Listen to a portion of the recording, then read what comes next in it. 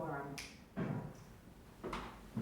We just lost Pat. Yeah, he was saying there's not a. 3 out of 5, isn't No, no, there? I'm here, I'm still here. Okay, How You many, just have to step away for a minute. how many total folks are on the commission? currently 5 active. 5. So there's 3 of us. There's four of us in all, which is a Four of quorum, us. which is Okay. a quorum. I don't think Pat knew that there was a quorum Yeah, present. there's a quorum. It is a quorum. Okay. He said he was gonna just step away for a moment. Yep. Give him a second.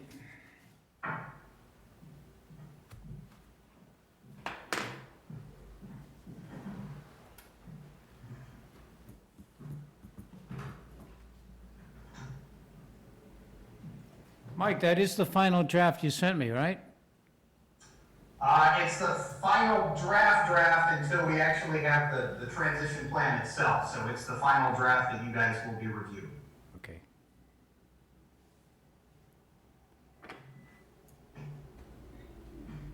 And depending on if anybody has any comments, I'll have some formatting revisions to it just to adjust page spacing, but I hate to do that until I have absolutely everything because, you know, things move down a page.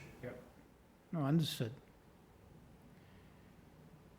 All right, we'll give Pat another minute here.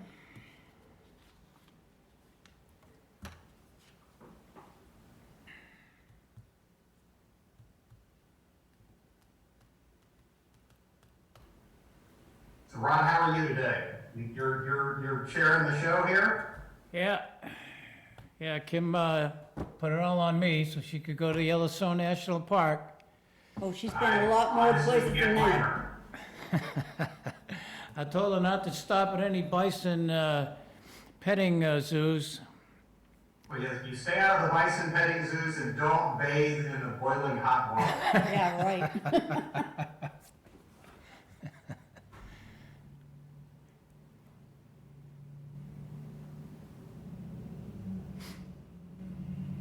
I'm curious to know, and I know they had all the flooding up there. I'd like to hear from her how that's looking.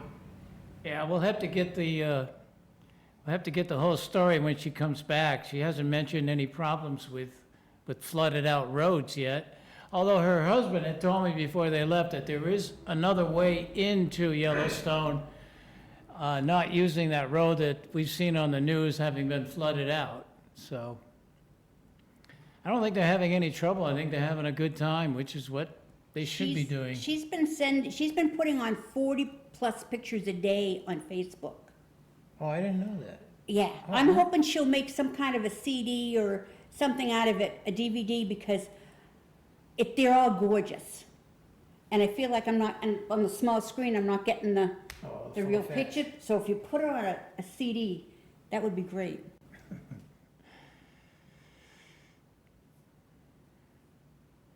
Well, perhaps we should continue the meeting. Yes. Pat probably already knows that the public hearing has been canceled. The town moderator contacted Kim and essentially told her that the bylaws that we proposed cannot be part of next month's town meeting for approval. And our brand-new town administrator, Jen, has something to say about that because she knows things that we don't. Sure, so can you see me if I sit at this table, Emmanuel?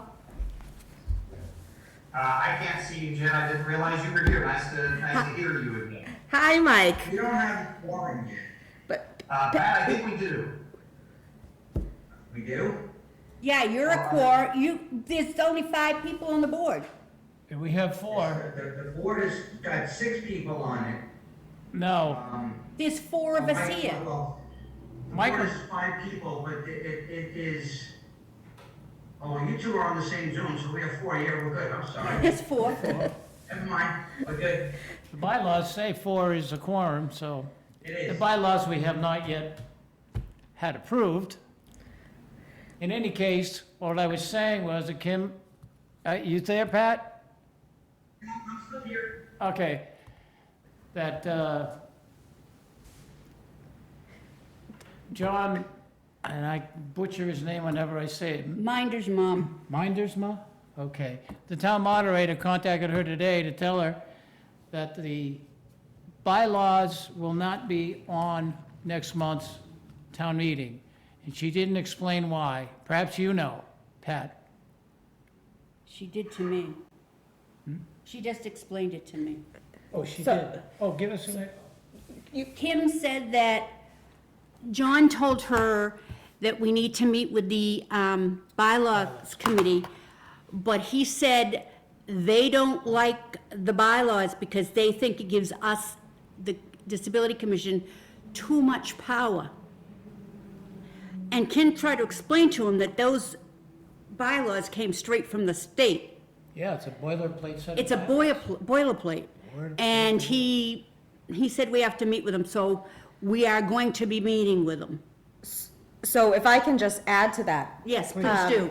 So the moderator did contact me. He said that there had been previous meetings of the bylaws committee where they were expecting somebody from this commission to be there to present the bylaws and to discuss They them. never contacted us. So, I'm relaying, so, you know, he did understand that this was essentially a copy paste, if you will, of the Mass Office of Disability, their bylaws that they have listed as a sample on their website, but that the thought was to have more fine tuning of those sample bylaws before incorporation into the overall general bylaws.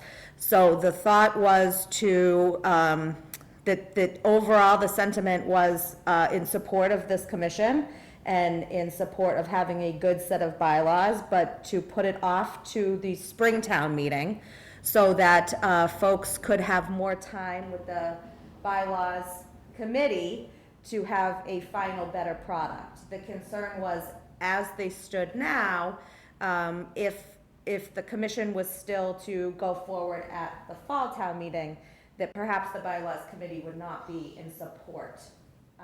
And so the thought was to have everybody kind of on a united front in May supporting a bylaw that had been tweaked. Jen, do you have any idea specifically what the bylaws committee might object to? I do not. No, okay. I do not. So that's what I can offer to you this evening on this. Do you happen to know when their next meeting is? I do not. I did ask if we could include so ultimately, it's the select board's decision what to include on the final warrant. Exactly. Okay? So the select board will be voting on the final warrant tomorrow. As it stands currently, it is that bylaw is on as a draft. Then in terms of motions, you know, you could modify as long as it wasn't a significant deviation, as long as the public was on enough notice that this item would be discussed on the warrant, you could modify that, but he just did not think that there'd be enough time. Town meeting is a little less than a month away. He did not think that there would be enough time between now and town meeting to go through different iterations of that bylaw. So the concern would be that you had the bylaws committee potentially not supporting it as drafted, wanting some time, and that they would prefer to have time to work on it with the commission, have a better product for town meeting. Ultimately, though, you know, it is the select board's decision to, unless this commission, if, you know, you've canceled your public hearing, you know, does this commission want to pull it from the warrant and wait until May? Yes. Okay, That's well, been- so. That's what Kim decided today, that doesn't require all of us to chime in with a yes or a no. You know, how did you? What would be the advantage of keeping it on the docket if Exactly. we're not gonna vote on it? But you may want to formalize, your vote. The public hearing was canceled, but you may want to, under this particular agenda item, you may want to have a formal vote of the commission to pull your submission from the warrant and resubmit in May. I will make a motion. I'll make that motion. I'll make a motion to table the Disability Commission bylaws until the Springtown meeting. I'll second it. Any discussion? Hearing none, all in favor? I do have discussion. Okay. Jen, do we also need to remove the second, warrant article that talks about the Fines. fees for, the handicap parking violation fees, because we don't have bylaws, so therefore we can't implement that? I don't believe so. You know, the bylaws are really talking about your membership composition, your officers, your charge. The fees is an acceptance of a piece of state statute, so I would think that, you know, it's just saying that the money is going to be set aside for disability-related purposes. I don't think you could, if we adopt that at the fall town meeting, I don't think that you could spend any money until you have your charge, if any is collected from those I don't tickets. know that we have any money. Right, I don't think we're doing a lot of ticketing, but I think you could keep that one on there and then just work on the other piece. Okay, thank you. And as we're hybrid, Mr. Chair, you do need to call a roll call vote of each member in order to vote this evening. Okay, roll call vote. I don't have the list in front of me, but Aye. aye from Marcia, Pat, I'm an aye. Lisa, Aye. and me, aye. All of, so it's unanimous. Okay, So, 4 in affirmative and 1 absent. right. Correct. All right, well, thank you very much. Okay, thank you Thank very you, much. Jen. Nice meeting you. Nice meeting you. Lisa, I'll be emailing you my notes to help you with the minutes, okay? Okay, thank you. I'm writing as I can. Okay. Thank you.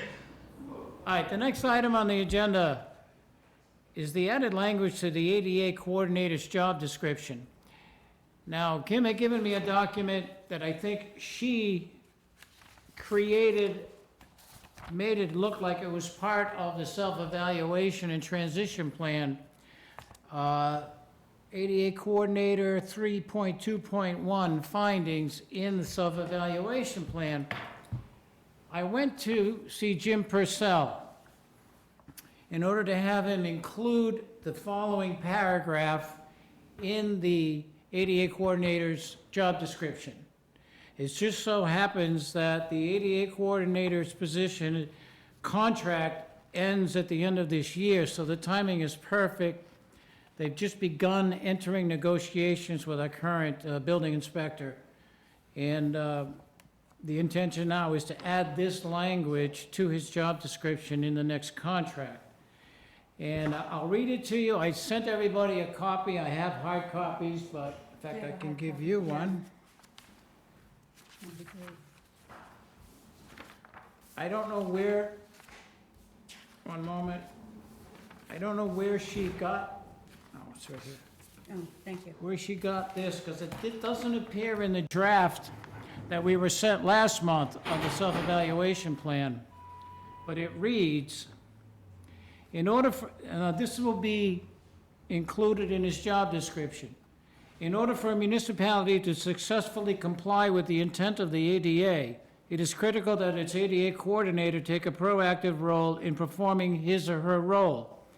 It is not adequate for an ADA coordinator to serve only as a decision-making authority under the town's ADA grievance procedure. The ADA coordinator must monitor short and long-term compliance with the town's policies, procedures, and plans. This includes ADA compliance and assurance pertaining to postings, employment practices, education, dissemination of literature to the public and private businesses, daily activities and practices of town government, ensuring that facilities are properly maintained, serving as a townwide resource on accessibility matters and issues, and staying current on changes in state and federal law, regulations, programs, policies, interpretations, and decisions which affect persons with disabilities. My question to you, Mike, having just read that, is that sufficient to add to the ADA's job description? I've got a few comments. Let me back up just a second and say, in regards to some of the things that are on the agenda right now and really bearing on the question of the bylaws, et cetera, you'll see in the final draft, that really the first, 3 to 9 months are dealing with administrative issues, policy issues, and building the, for lack of a better term, the organizational infrastructure to do your ADA compliance. For that reason, I would actually recommend not taking action necessarily on any policy issues or job description issues or anything until you've had a chance to review the draft and look over the full set of administrative recommendations. Because one, I think that language, it's very broad. It's also probably not the typical format of what you would have in a job description. And that's something, I don't know whether or not this body has any authority on changing a job description, and I don't know what the town's policies are, but I would encourage you to look at all of the administrative requirements before taking action on any individual one. So I was glad to see you delay the discussion on the bylaws until you can kind of build that organizational infrastructure. A lot of the issues that you'll see in the final report are really, they're things that are policy and procedure and organizational structure. That's where a lot of the deficiencies come. And you may decide as a group, or the select board may decide to have some other changes in the way the ADA coordinator role is handled. So it may be a little premature to look at bullet points for a job description this early without really looking at the overall administrative picture. Okay. Makes sense. Kim had asked me to approach the temporary town administrator with that paragraph, so you're suggesting I should hold off until when? Because now is the perfect time to renegotiate his job. Well, yes and no. If you look at the full scope of the items that are on that job description, the building inspector is a code enforcement person. What you'll see in looking at the full scope of the administrative requirements is just what you said earlier, and when you read Kim's comments. Title II goes well beyond the building inspection piece, and there's a lot of additional things. There may be a lot of things that fall well outside of the expertise of the building inspector to do ADA coordination. I mean, you're talking about website, understanding web content accessibility guidelines. You're talking about understanding employment practices. You're talking about a bunch of different things that are significant deviations from that job description as it sits now. Again, this is where I would caution you, rather than just making that leap immediately and looking at an adjustment to an existing job description, really think about what you want that role to be, and whether there's capacity within that position and that department to take on those extra duties. What do you do in your town? What does Our the town has one of our assistant town administrators act as the ADA coordinator. And in a lot of towns, you'll see towns typically go one of two directions. Let me say one of three directions depending on their size. But if they're large enough and they've got an ADA specialist, if they've got somebody within an HR department that does risk management, quite often that will be the position that does it. The default seems to be in small towns to go with a building inspector simply because they're well versed in the building code. But like I said, that's just a piece of it. Ultimately the building inspection role should be performed regardless. And the ADA aspects of it are part of the job description as is now. That's staying relevant on current codes and inspecting for those codes. So those may be things that you look at within that existing job description. But, the other thing that smaller towns often look at is they look at somebody in the administrative function and often somebody that deals with either the town administrator, town manager office, HR role, but it just goes so far beyond building codes. Building codes are actually the easiest part of it. Yeah. Because they're the only part that's fully objective. Yeah, they're black and Codes white. are clear cut, they are what they are. Okay. So I would encourage a little more discussion around what that role needs to be, before modifying one or somebody else's job description. Okay, no, I understand. I don't want to overload him. You're saying that's the danger, to overload him with things that really are well outside his expertise. Yeah. You know, building inspectors typically of most municipal professionals, especially in a town this size, they have one of the largest burdens for continuing education and certification requirements of any employee in the town, outside of water operators and a few others. To add all of this to the knowledge, skills, and ability you're expecting of somebody who's got to remember and enforce thousands of building codes is a big lift. Yeah. So what then is the answer? If we limit, excuse me, the ADA coordinator's position to issues that are within his purview, what do we do with those issues? How do we handle those issues that are out of his purview and not then his responsibility? We do it ourselves? Well, I think that's part of the discussion that the commission needs to have with the select board, with the new town administrator, and really try to figure out, okay, now that you know, because you have the draft audit of what the deficiencies are and what their roots were, are you in a better position to think about what that ADA coordinator role should be?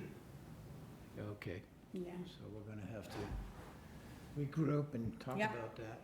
I would review the draft, and I would think through the recommendations in the draft, especially in the section on administrative requirements, before deciding to make a recommendation to the Board of Selectmen on how that role might work better. Okay. Now, ultimately, as the appointing authority or the employing authority, it's going to be the board's decision. But that all goes into, you know, the organizational infrastructure and how you guys think it makes the most sense to actually get things done. Okay, no, sounds good. All right, I'm gonna move on. Any further discussion on this subject?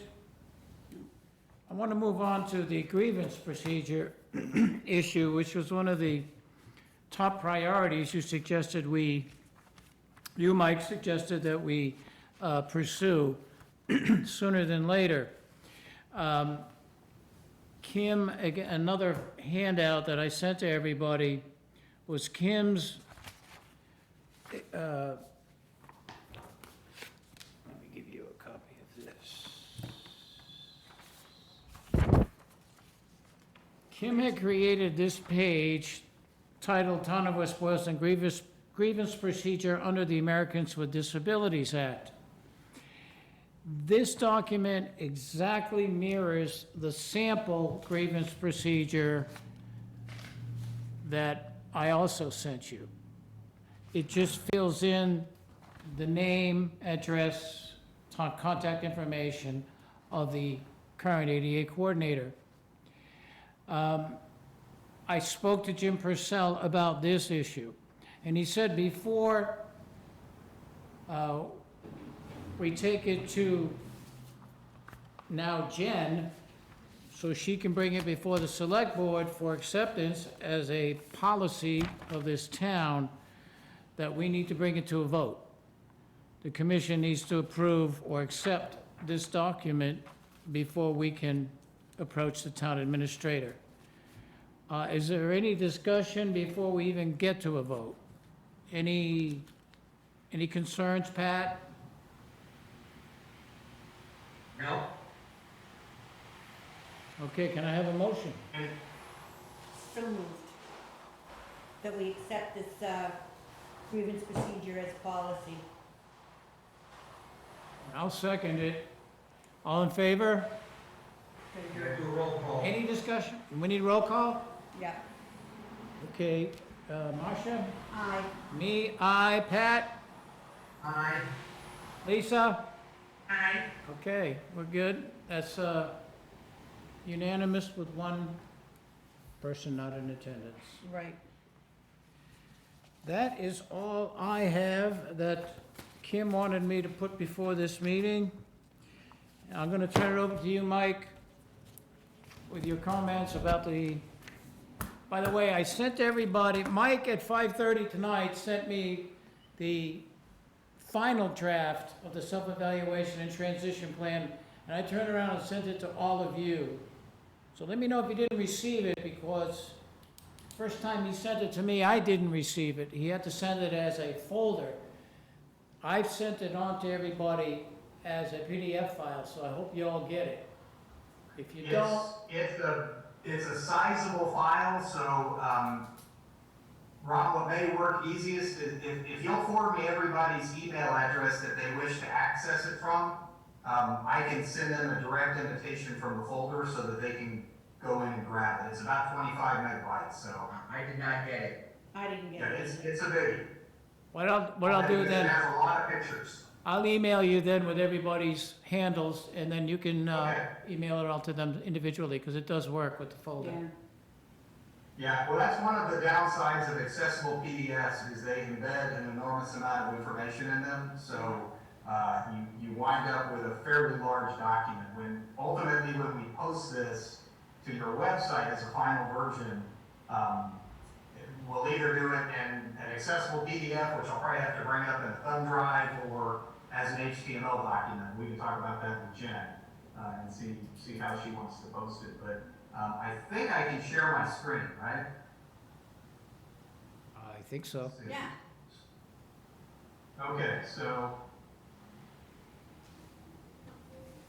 All right, so like I said, the version I sent just to make it easy to navigate is a PDF. We can get up to the very beginning. So probably about 60% of it is unchanged. We filled in all the pieces that we were missing before we finished all of the reports on the different facilities. Did a little bit of reorganization to make it a little bit more straightforward, and it's big only because it has a lot of appendices, most of which you probably won't have a whole lot of interaction with. It's information that supports what shows up really in about the first 40 pages. So I went through last time with you guys the table of contents, so you've seen it before. The way this is organized in the PDF is everything is hyperlinked, everything has links that kind of jump around the document. You've got the series of bookmarks that follows the table of contents.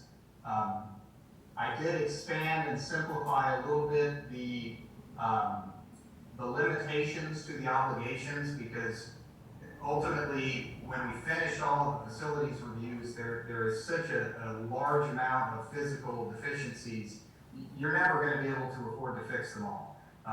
It's just simply not going to happen. So one of your strategies is going to be essentially figuring out how to not fix certain things and prioritize the real high priority things and address those. So that is really this whole section here is essentially how do you document and go through the process of not addressing something, because that is important, mostly also to shield the town from some liability down the road. So the administrative requirements is largely the way it was before. What I have done with every section where we previously just had recommendations is in the transition plan piece, we've got everything summarized in tables.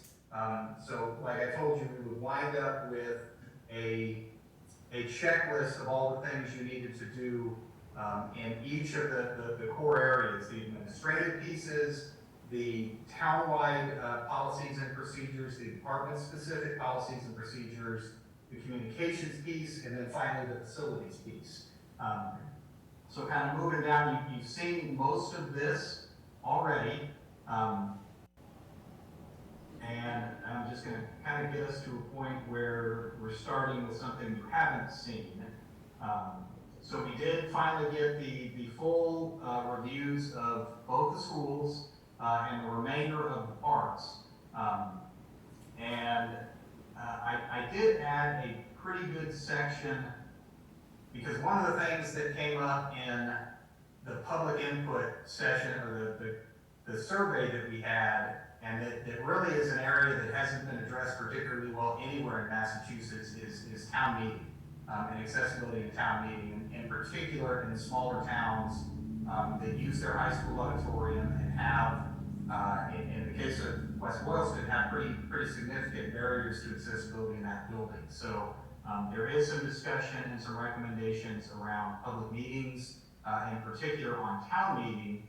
And I point that out because I think that bears some extra look by the commission, thinking forward into the spring, and how that gets handled, because I've had some conversations in the last couple of weeks with the Office on Disability, because they're struggling with this also, because what they realize is the governor's executive orders that basically relaxed all of the rules around public meetings has made them much more accessible to a lot of people, and those all expire in March of next year. So there's been, their MOD is trying to think through what that really means from an accessibility standpoint. I've actually got a call with their general counsel on Thursday, so if I get any new information, I'll put it in an addendum to the plan. So, so that section has been finished out. The public engagement input is largely the same as what it's been before. We've got all of this information, the Disability Commission, the Transition Plan public comment, it is as it was before, because we won't have the public comment on the transition plan itself until we get to posting this for public comment when the select board is ready to consider it, and that's after you have finished your work. So now is really when your work starts, and that's where the transition plan section is. And this is a really highly simplified version of what is in the rest of the document. So it distills down all of the evaluation and recommendations we made around everything. And this first section, I think, is the most important piece right now. And that is looking at those Title II administrative requirements, one of which you just did with the grievance procedure, but essentially thinking through those administrative requirements, because they're going to set you up and set the town up to fulfill the rest of the things. So you've got to have some discussions around what is your ADA coordinator role going to be. And there's information in here. I left these things in timelines based on what I felt was reasonable, knowing the different approval processes and public meetings that kind of go along with them. But the timelines are, at this point, recommendations for you to consider. And you can obviously work faster or work slower and have additional time. But I think realistically, you're going to be spending the next year figuring out all the organizational pieces. You know, dealing with the policy, dealing with the procedure, dealing with all the things that don't necessarily take a huge financial hit, but are organizational in nature. You've also got quite a few things around the communication side of things, so website information, how things get posted to social media, and that's what the second section is the distillation of all of the town-wide things that need to happen. And you know, I put timelines in there that again I felt were realistic and achievable, and not necessarily putting an enormous burden on staff to accommodate. One of the biggest things is an enormous amount of forms and documents that are posted by each department. It doesn't sound like much, but to ask staff to convert all those to fillable forms and to look at changing the way they post things to their website, that's a pretty big lift for staff that's already at their limit. So I put what I thought were realistic timelines on there, but again, that's up to the commission and ultimately the select board to put achievable timelines on these. So this section here is one that I want you to review. Every one of these references points back, and I'll post the Word version in what I send you as well that will, you lose a little bit of functionality with these as PDFs, and that you can't click on that and it takes you right to the section in the document. You'll have that in the version that you post to the website, and you'll have that in the Word version. It just doesn't transfer over into PDF.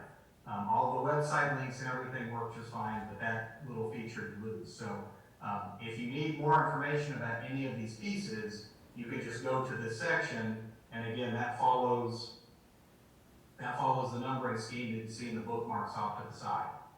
So that is the distilled version of the things that really affect all town departments. And it's not a small amount of stuff, even though it's only, 8 items. But these are institutional things that have to be changed and have to be addressed. And you've got some flexibility in how they get done. It's training, it's changing policies, changing procedures about how you put information out there. This next section is all items that are specific to departments and things that didn't necessarily apply across the board to all departments. The vast majority of them have to do with the way they post things to their website. Every department was a little bit different, and so within each set of recommendations, you can look back and see, we've linked examples of don't do this within each department. But some of them are physical and they deal just with those departments. The treasurer collector, for example, the form drop box that they have out front. So where those things are relatively simple to deal with, I've included them in the departmental stuff. Where they're larger in terms of facilities, they're in a later section that has to do with the facilities and the capital projects that you'll have down the road. So there are some different policy statement recommendations, and this is really set up to be a checklist. So when you review it, pay a lot of attention to that. A lot of them are things that are the same across a few departments, but not necessarily all. So that is that section right there. The next section is really dealing with communications, websites, social media, and public meetings. And so there are just a series of recommendations here that, again, could take you a significant amount of time to figure out how best to implement them for West Boylston.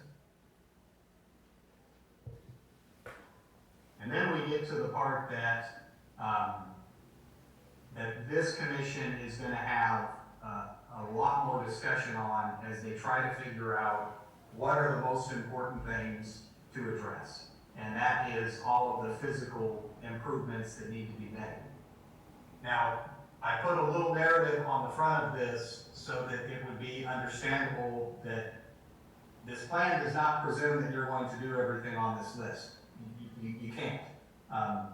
What you have to do at some point is either do something, make a plan to do something, or explain and defend why you aren't going to do something in regards to accessibility. So a lot of these things will depend on the level of capital investment that you're able to make. A lot of these will depend on whether or not the town is able to find justification for not making an improvement and be able to defend against it if they're called to question. So what I did was take my best guess at how projects logically and sequentially should be bundled from my experience. So that may be different for the way West Boylston wants to approach it. I looked at largely exterior projects as standalone projects, interior projects broken down between larger interior projects and small things that could be done quote unquote in-house. Now that doesn't mean that your own facilities group would be doing it because you don't have one, but things that could easily be contracted out piecemeal or done with existing personnel or small contracts over time with local handymen and contractors just to fix things. These are things like grab bar replacements and lowering toilet paper holders and paper towel dispensers. So I kind of bundled all those things together with the idea that really you guys need to think about what is our resource availability, what is our staffing availability, and what other capital projects over the next 5 to 10 years are we thinking about where this kind of work could be incorporated into it? West Boylston has a capital asset replacement program that Pat was helpful enough to forward me, but there's not a capital improvement plan that really outlines when projects are going to be done on certain buildings, with a few exceptions. There are some things around, air conditioning and, major mechanical systems and roof systems and building envelope systems that are on cyclical maintenance programs.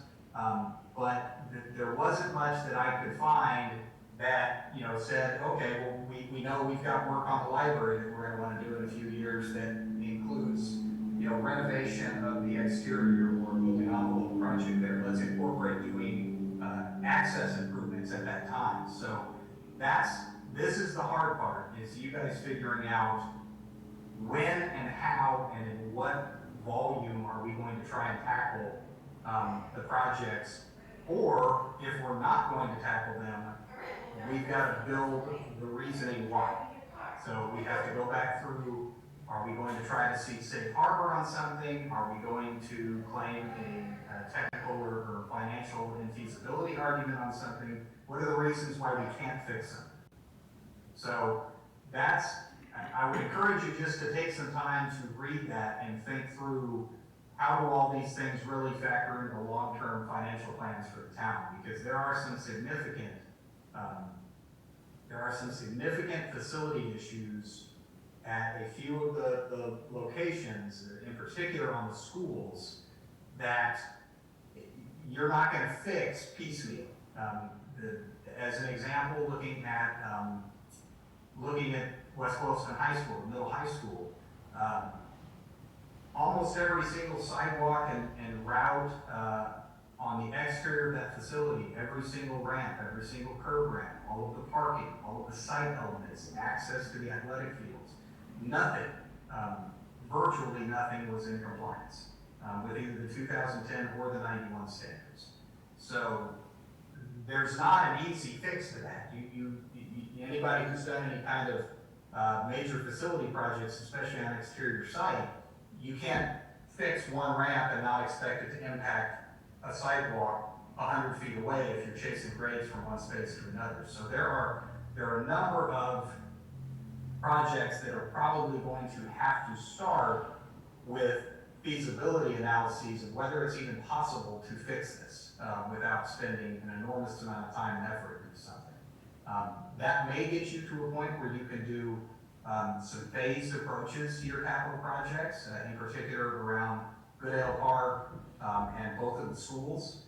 But by and large, most of these projects are either relatively minor things inside, they're potentially major things inside, like the interior ramps in the high school and in the elementary school, or they're significant exterior projects that, because of the way they interconnect with everything, they may be very large-scale projects, or they may be a series of smaller projects, but you won't know until you've done survey work and some conceptual design. So a lot of these, you're not going to fix right away because you still have some digging to do to figure out what can we fix and how do we time it and what's possible to do in a phased approach.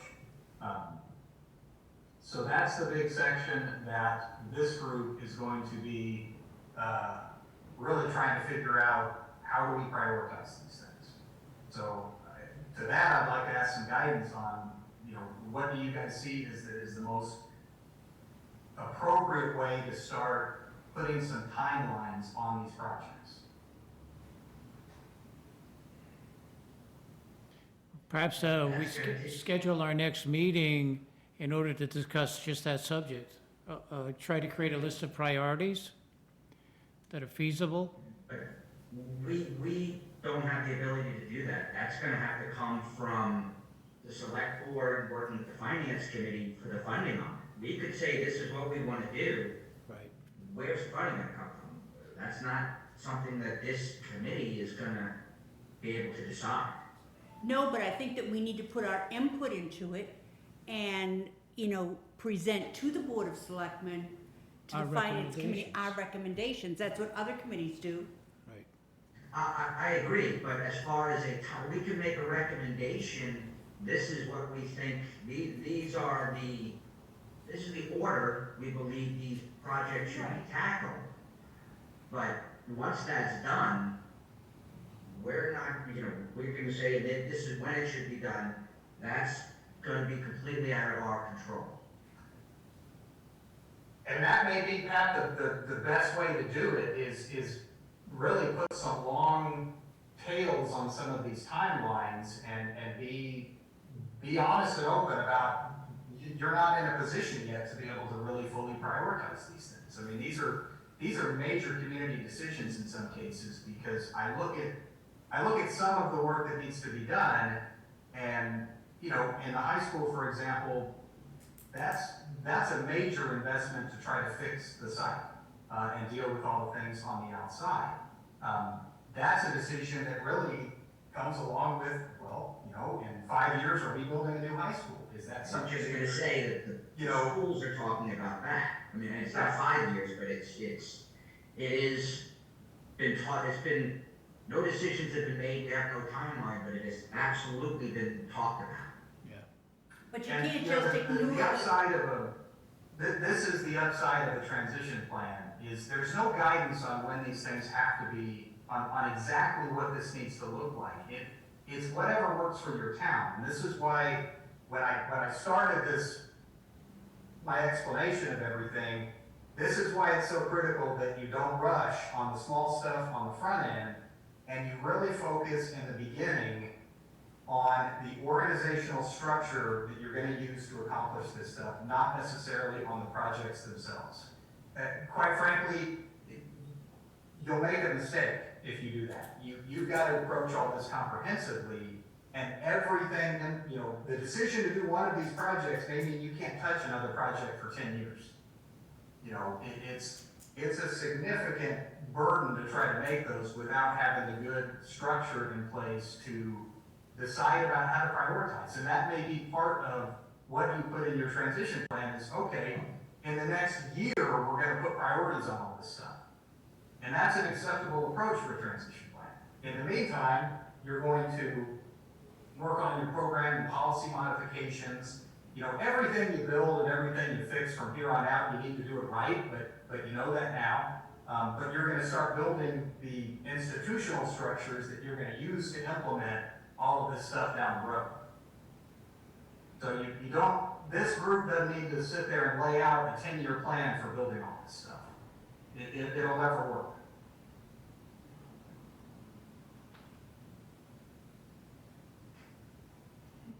I know, Lisa, it's daunting, but I do think that focusing on the front end on the organizational aspect is going to make you much more successful in the long run on better implementation and better accessibility, rather than just rolling out and starting to build stuff.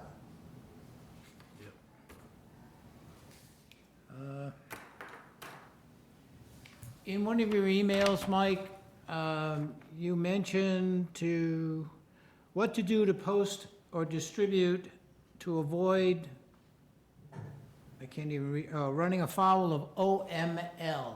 What is OML? Just open meeting law. I wasn't sure how I could distribute this report to you. I'm sorry?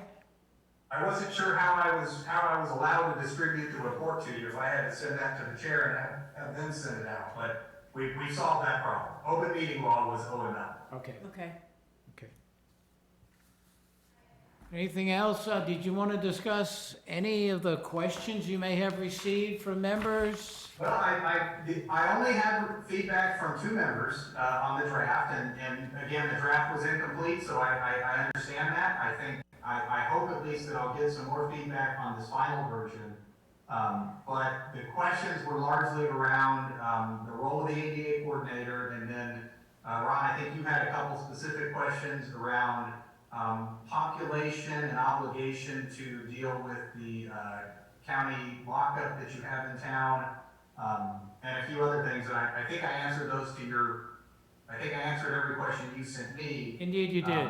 Indeed you did. And then I had a couple of really comments from Kim and they were around the coordinator role and the grievance procedure, which is all addressed in the final version. Good, good, okay. Is that it, Mike? Pretty much done? Well, I can kind of walk you through the rest of the document, because I did get the rest of the pieces put in here. So you can look specifically on, and I've got, for your reference in here, there was a sample grievance procedure in there as well, but I think yours is almost identical to what I had, so I have no changes to that. We added a pretty big section on, in the appendices, just on resources, and made some adjustments to that, so you could directly link to grant applications and things like that. Again, I think you're still a little ways from there, until you get things a little more refined. And then we've completed all of the facility audits. So, for example, everything is fully finished. We've got all of the citations and everything in here to the 2010 standards, as well as, all the photos and everything else.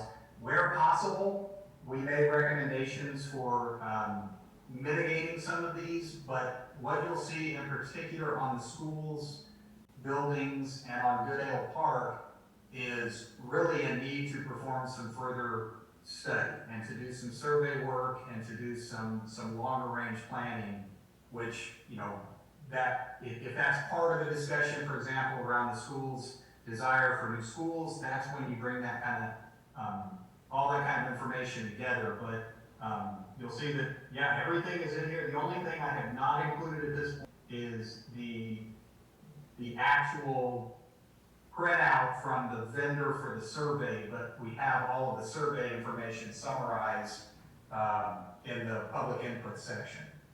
So that's pretty much what I want to leave you guys with, is a review of this final draft. Very good. And again, you're looking really at the first 40 pages. Everything else is just supporting information. So don't get too blown away by the length. Okay. Sounds good. I think we should set our next meeting.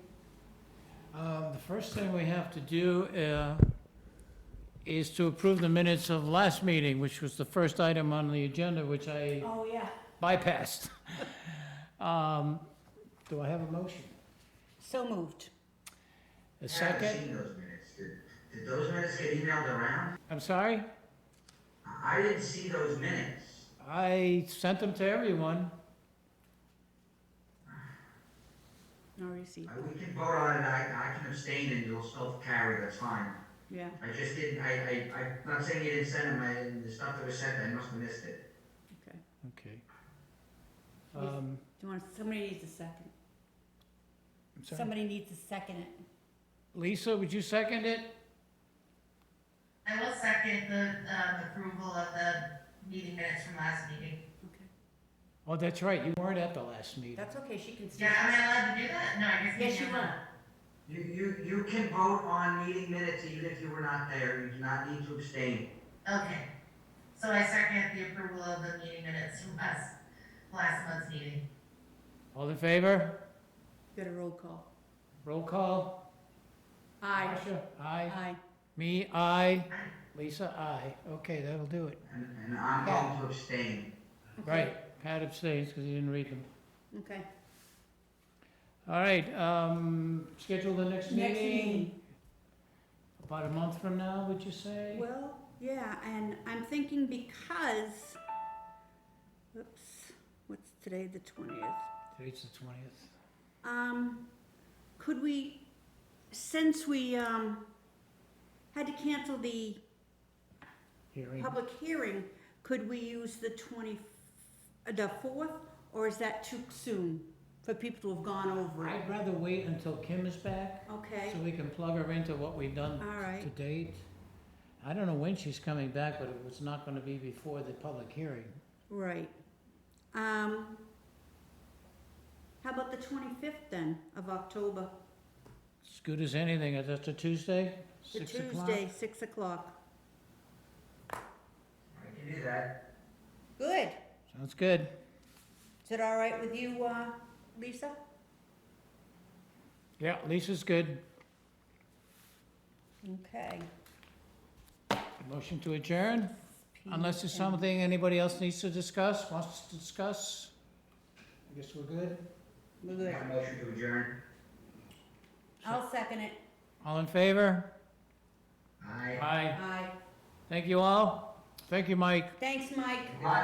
Just a reminder, make sure I get everybody's email so I can send out the link of that report. I'll do it when I get home. All right, thank you guys.